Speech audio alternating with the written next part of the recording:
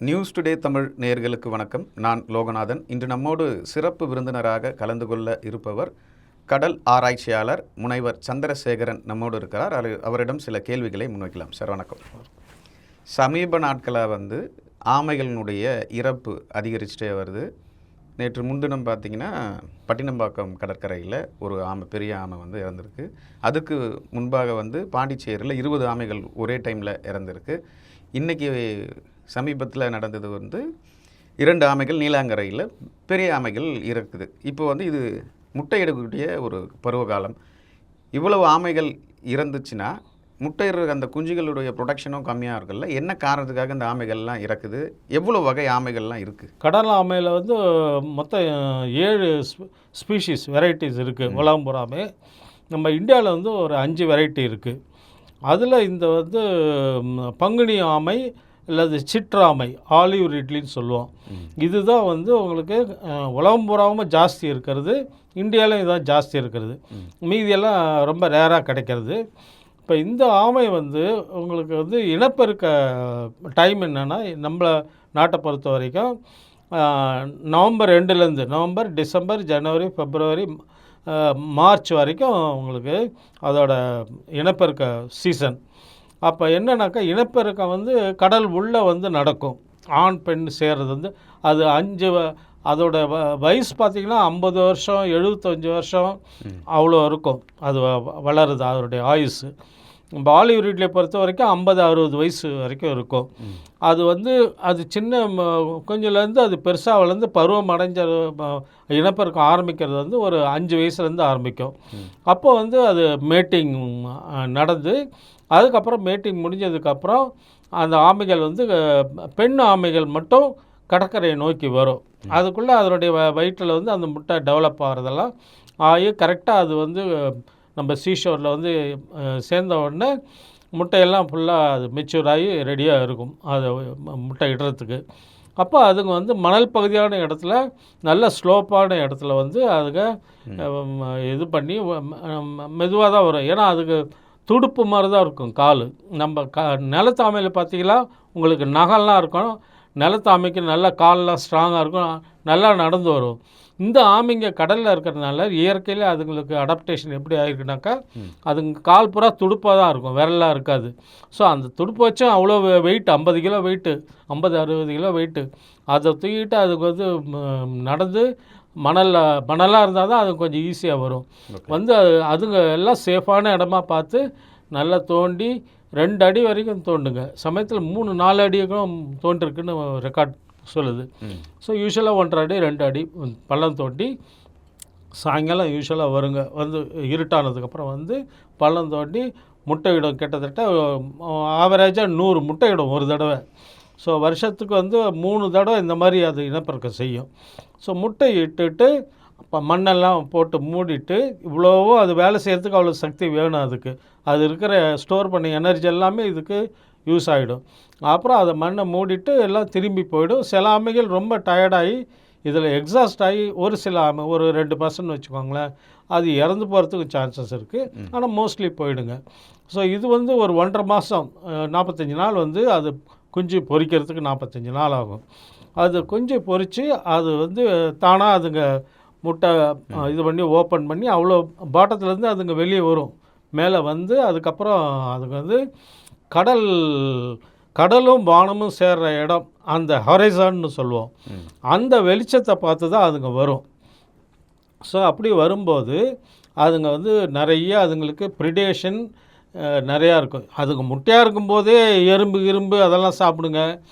அப்புறம் நரி, காக்கா, நரி தோண்டி, நாய் நரி தோண்டி அதை சாப்பிடுங்க. அப்புறம் அது கொஞ்சம் தெரிய ஆரம்பித்தா பறவைகள்லாம் காக்கா அதெல்லாம் சாப்பிடுங்க. நம்ம ஆமை முட்டைகள் நம்ம மக்களும் சாப்பிடுவாங்க, மனிதர்களும் சாப்பிடுவாங்க. நான் சாப்பிட்டதில்ல, ஆனால் நல்லா இருக்குன்னு சொல்லுவாங்க. அந்த காலத்துலேயே ஆம்லெட்லாம் போட்டு சாப்பிடுவாங்களாம். அப்போ இந்த மாதிரி அதுக்கு இப்போ பார்த்திங்கன்னா 1000 முட்டையில் ஒரே ஒரு குஞ்சு தான் கடைசியில் தப்பிக்குமா. ஆமாம். இப்போ 100 முட்டை எடுத்து ஒரு இடத்துல அதுலேருந்து குஞ்சுங்க வரும். ஒரு 50% உங்களுக்கு இல்லை ஒரு 60-70% அதுலேருந்து வெளியே வருதுன்னு வச்சுக்கோங்க.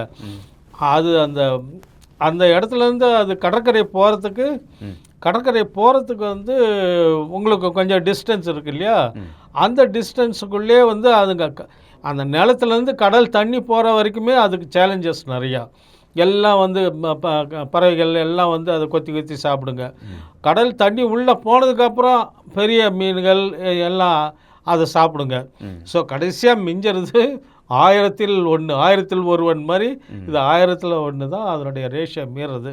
ஸோ இயற்கையாக பார்த்திங்கன்னா இப்போ எலிஃபண்ட்டு, யானைகள் இந்த மாதிரிலாம் பார்த்திங்கன்னா அதனுடைய வந்து ஜெஸ்டேஷன் பீரியடு ஜாஸ்தி. உங்களுக்கு குட்டியை வந்து 1-2 தான் போடும்.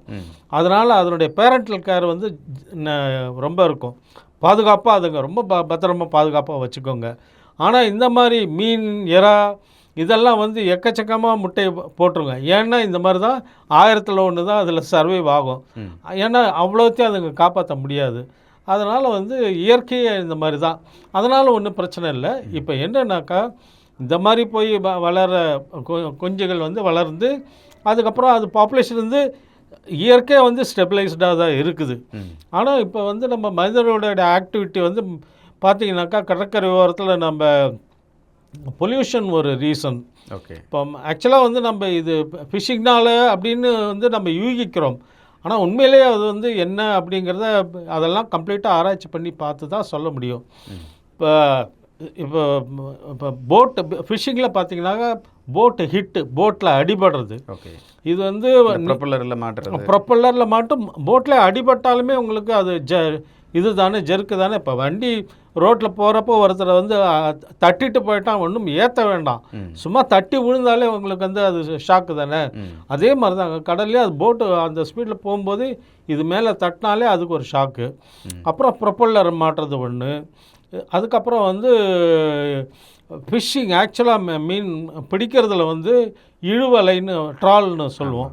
இழுவலையை வந்து surface trolley, mid water trolley, bottom trolley அப்படின்னு கடலில் மேலே மீன் பிடிக்கிறது, நடுப்பகுதியில் இருக்க மீன் பிடிக்கிறது, பாட்டம் ட்ராலிங் அடியில் இருக்க சில வகைகள் ஒவ்வொன்றும் ஒவ்வொரு மாதிரி. இப்போ இறாலாம் கொஞ்சம் அடியில் இருக்கும், அதனால் அதில் வந்து அதுக்கு வலை இருக்குது. இந்த மாதிரி இழுவலைகளில் வந்து இது மாற்றுறது அது ஒரு விஷயம். அப்புறம் வந்து கில் நெட்டுன்னு ஒன்று, செவில் வலை. அது என்னென்னாக்கா கடலில் வந்து உங்களுக்கு அந்த வலை இழுக்கிறதில்ல, அப்படியே அது ஃப்ளோட்டும் வெயிட்டும் வச்சு கம்ப்ளீட்டாக அதை ஒரு இடத்துல போட்டு விட்ருவாங்க. அந்த வலை அப்படியே நிற்கும், செவரு மாதிரி நிற்கும். ஆனால் வந்து அது கண்ணுக்கு தெரியாது, ஏன்னா அந்த மாதிரி டிரான்ஸ்பரண்ட் ப்ளூ கலரில் வச்சுருக்கனால மீன்களுக்கு தெரியாது.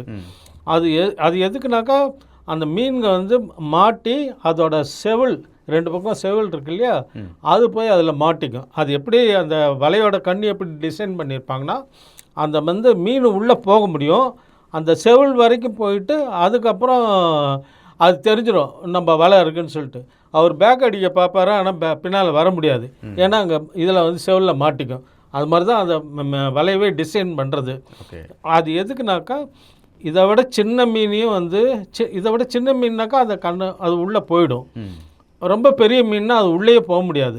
ஸோ உங்களுக்கு பர்டிகுலர் சைஸ் உள்ள மீனை பிடிக்கிறதுக்கு மட்டும் இந்த மாதிரி இது வந்து ஒரு கன்சர்வேஷனுக்காக மீன் ஃபிஷரிஸில் வந்து மீன் வளத்தை பாதுகாக்கிறதுக்கு இது ஒரு நல்ல நெட்டு தான். ஆனால் இதில் என்ன பிரச்சனைனாக்கா சமயத்தில் இந்த மாதிரி பெரிய மீன்கள் நம்ம ஆமை இதெல்லாமே போய் அதில் மாட்டி அது ஒன்றும் பண்ண முடியாது. இப்போ என்னென்னா ஆமெல்லாம் வந்து உங்களுக்கு வந்து 40 நிமிஷம் 45 நிமிஷத்துக்கு ஒரு தடவை சர்ஃபேஸ்க்கு வரும். ஓகே. அதுக்கு லங்ஸ் பெருசாக இருக்கும். நல்லா ஒரு தடவை வந்து ஒரே கல்ப்பில் வந்து அது கெட்ட கார்பன் டை ஆக்சைடு உள்ள கேஸை வந்து வெளியே விட்டுட்டு ஆக்சிஜன் உள்ளதை வந்து உள்ளே இழுத்துக்கிட்டு போயிடுச்சுனாக்கா 45 மினிட்ஸ் அது வந்து நிம்மதியாக உள்ள அது வேலையை பார்க்கும், அது சாப்பிட்றது அதெல்லாம் பார்க்கும். அது தூங்கணுன்னா தண்ணி உள்ளே அது தூங்கும். எவ்வளோ 7 மணி நேரம் வரைக்கும் தூங்கும். அப்போ அதுக்கு ஆக்சிஜனே தேவைப்படாது, ஏன்னா தூங்கும்போது அதனுடைய மெட்டபாலிசம் ஃபுல்லாக கம்ப்ளீட்டாக மினிமம் ஆகிடும், ஒரு எனர்ஜியும் அது ஸ்பெண்ட் பண்ண தேவையில்லை. அதனால் 7 ஹவர்ஸ் வரைக்கும் அது இருக்கும். ஆனால் இந்த ஆக்டிவிட்டி இருக்கும்போது ஒரு 45 மினிட்ஸ்க்கு ஒரு தடவை மேலே வரும். அப்படி வர முடியல. ஆமாம், அது ஸ்ட்ரெஸ்ஸு நம்மளுக்கு எப்படி ஸ்ட்ரெஸ் இருக்கோ அதே மாதிரி தான் அதுக்கு வந்து ஏதாச்சும் டிஸ்டர்ப் பண்ணி இந்த மாதிரி ஸ்ட்ரெஸ் ஆகிடுச்சுனாக்கா இம்மீடியட்டாக அது அந்த பதட்டத்தில் நம்மளை மாதிரியே தான் ஆக்சிஜன் நிறைய தேவைப்படும். அப்போ வந்து ஆக்சிஜன் கிடைக்காம செத்துறது. இப்போ அதான் இந்த மாதிரி நெட்டில் மாட்டி அதே மாதிரி கீழே உங்களுக்கு கடலில் அந்த கோஸ்ட் நெட்டுன்னு சொல்லுவோம். மீன் வலை வீணாக போன மீன் வலைகளை அதை தூக்கிட்டு வந்து ஒன்றும் அது வேஸ்ட் தான் சொல்லி கடல்லே போட்டுறாங்க. இப்போ அந்த நெட்லேயும் போய் இது கண்ணாமண்ணான்னு மாட்டி அதில் வந்து ஒன்ஸ் மாட்டுச்சுனால அது இதாகிடும், பதட்டமாகிடும். அது ரொம்ப சாதுவான ஒரு, அது வந்து அக்ரஸிவாக எந்த சுறா மீன் அந்த மாதிரிலாம் கிடையாது. இது ரொம்ப சாதுவானது. ஆனால் மாட்டுச்சுனாக்கா அது என்ன பண்ணுறது தெரியல, பதட்டத்திலே அது வந்து அதனுடைய ஆக்சிஜன் ரேட்டு இன்க்ரீஸ் ஆகி ஹார்ட் பீட் எல்லாமே இன்க்ரீஸ் ஆகி அப்புறம் ஆக்சிஜன் கிடைக்காம செத்துரும். இன்னொன்று வந்து என்னென்னா மீன் தூண்டில்கள். கடலில் தூண்டில் வச்சு மீன் பிடிக்கிற பெரிய பெரிய மீன்லாம் பிடிப்பாங்க. அது கிட்டத்தட்ட பல கிலோமீட்டர் தூரத்துக்கு உங்களுக்கு வந்து அந்த தூண்டில்லாம் ஃப்ளோட் வச்சு கடல் உள்ள போட்டுருவாங்க. போட்டுட்டு ஒரு 3 மணி நேரம் இல்லை 5 மணி நேரம் இல்லை 6 மணி நேரம் அது மாதிரி கழித்து அதுக்கப்புறம் ஒவ்வொன்றா எடுக்கும்போது அதில் இருக்கிற மீனை எடுப்பாங்க. இப்போ அந்த தூண்டிலில் இருக்கிற அந்த இப்போ நம்ம சின்ன இதெல்லாம் புழு வைப்போம், அதுக்கெல்லாம் வந்து வேறு மீன் பீஸ் வைப்பாங்க. ஸோ அதை வந்து இது அட்ராக்ட் ஆகி அதை போய் எடுக்கும். அதை போய் பிடிக்கும்போது அந்த தூண்டிலில் மாட்டிக்கிறது. இப்போ தூண்டிலில் வந்து ஜே டைப்புன்னு ஒரு தூண்டில் இருக்குது, அப்புறம் சி டைப்புன்னு ஒரு தூண்டில் இருக்குது. இப்போ ஜே டைப்பில் தான் இது மாட்டுறது. ஏன்னா ஜே டைப் உங்களுக்கு இப்படி இருக்கும், அது போய் கடித்த உடனே அது கரெக்டாக அது உள்ளே குத்திக்கும், உள்ள மேலே இல்லை சைடில் குத்திக்கும். அப்போ அதால் எடுக்க முடியாது, வெளியே வர முடியாது. இதே வந்து சி டைப்புனாக்கா அது வளைஞ்சிருக்கும், அது வாய் வந்து அது உள்ளே போய் மாட்டாது. அதனால் இப்போ என்னன்னாக்கா சி டைப் தூண்டில் தான் நல்லது. ஆமை வந்து நம்ம பிடிபடாமல் தடுக்கிறதுக்கு அந்த மாதிரி பண்ணி அந்த மாதிரி பண்ணுறாங்க. ஆனால் ஃபிஷ்ஷிங்க்கு ஒவ்வொன்றுக்கும் ஒவ்வொரு மாதிரி தூண்டில் யூஸ் பண்ணுறாங்க. ஸோ இது ஒரு மேட்ரு. அப்போ இந்த மாதிரி ஃபிஷ்ஷிங்க்கும் ஏன் இப்போ மெயின் ப்ராப்ளம்னாக்கா, நம்ம ஃபிஷ்ஷிங்கு வந்து எல்லாமே உங்களுக்கு கடற்கரை ஓரமாக தான், ஒரு 200 மீட்டர்ஸ் டெப்த்து. எப்பயுமே ஓப்பன் சீயோடு கம்பேர் பண்ணும்போது கடலில் வந்து உங்களுக்கு கடற்கரை ஓரத்தில் வந்து ப்ரொடக்டிவிட்டி, நேச்சுரல் ப்ரொடக்டிவிட்டி அதிகம். அதாவது உற்பத்தி திறன் வந்து அதிகம். கடலை விட ஓப்பன் சீயை விட 20 டைம்ஸ் இதில் அதிகம். ஏன்னா உங்களுக்கு ஆறுகள்லேருந்து வர வண்டலோட நியூட்ரியன்ஸ் எல்லாம் வந்து இங்கே வந்து பிளாங்க்டான் ப்ரொடக்ஷன் ஆகி அதில் வந்து ஃபிஷ் ப்ரொடக்ஷன் அதிகம். அதனால தான் வந்து நம்ம ஃபிஷ்ஷிங்கும் ஓரமாக பண்ணுறோம், இந்த ஆமைகளும் வந்து ஓரமாகவே இருக்குது. இதுதான் மெயின் ப்ராப்ளமே. இப்போ நம்ம ஆக்டிவிட்டீஸும் அதனுடைய நேச்சுரல் இந்த முட்டையிட்டு வர்றது இதில் தான் உங்களுக்கு வந்து கிளாஷ் ஆகி இந்த ப்ராப்ளமே வருது. மீனவர்களுக்கும் இது ஒரு வழிகாட்டியாக இருக்குது, ஒரு ரூட் மேப் மாதிரி இருக்குது காமைகள். அது எந்த அளவுக்கு உண்மை?